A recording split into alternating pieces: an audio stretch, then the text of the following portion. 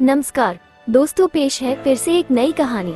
एक बार की बात है, एक कस्बे में एक अमीर व्यापारी रहता था। उनका वसीम नाम का एक आलसी और मौज मस्ती करने वाला बेटा था। वसीम शायद ही कोई काम करना चाहता था। स्वाभाविक रूप से व्यापारी को अपने बेटे की चिंता थी। वह चाहता था कि वह एक मेहनती और जिम्मेदार व्यक्ति बने। वह चाहता था कि उसे श्रम के मूल्य का एहसास हो। तो एक दिन उसने वसीम को बुलाया और कहा, बेटा, आज मैं चाहता हूँ कि तुम बाहर जाकर कुछ कमाओ। यदि तुम ऐसा नहीं करोगे तो तुम्हें रात का खाना नहीं मिलेगा। स्वाभाविक रूप से वसीम ये सुनकर चौंक गया। उसके पिता द्वारा की गई मांग ने उसे डरा दिया। हालांकि वह उसकी अवज्ञा नहीं कर सका। वह नहीं जानता था कि क्या करे। वह रोता हुआ अपनी माँ के पास गया।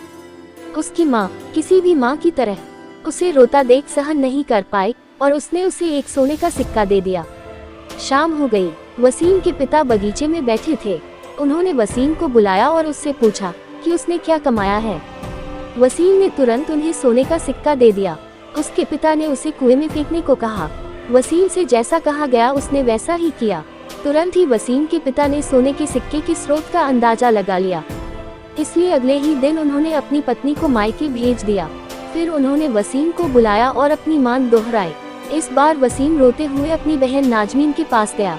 नाजमीन ने उसके साथ सहानुभूति व्यक्त की और उसे अपनी बचत से 1 रुपये के 3 सिक्के दे दिए। उस शाम, इससे पहले कि उसके पिता उससे पूछ पाते कि उसने क्या कमाया है, वह उसके पास गया और सिक्के दे दिए। उसके पिता ने उसे सिक्के लौटा दिए और कहा, उन्हें कुएं में फेंक दो। वसीम ने अपने पिता की बात मानी और सिक्कों को कुएं में फिर से फेंक दिया। इस बार भी वसीम के पिता को सिक्कों का स्रोत पता था। उन्होंने तुरंत नाजमीन को बुलाया और उसे अगली सुबह मौसी के यहाँ जाने के लिए कह दिया। नजमीन के अपनी मौसी के घर चले जाने के बाद वसीम के पिता ने उसे बुलाया और अपनी मांग दोहराई।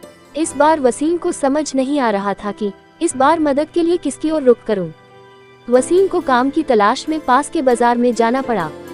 एक बूढ़े व्यक्ति ने उसका चिंतित चेहरा देखा और पूछा कि क्या बात है। वसीम ने उसे बताया कि वह काम की तलाश में है। ये सुनकर बूढ़े ने कहा, बेटा, अगर तुम ये भारी बैग मेरे घर ले जाओ तो मैं तुम्हें 5 रुपए दे सकता हूँ।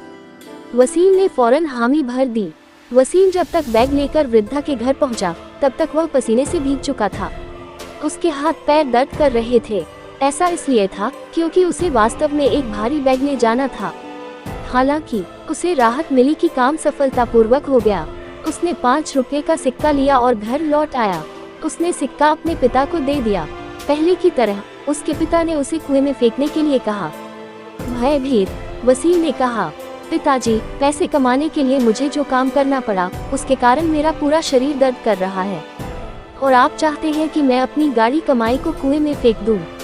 मैं ऐसा करने की कल्पना भी नहीं कर सकता। इस पर उनके पिता मुस्कुराए।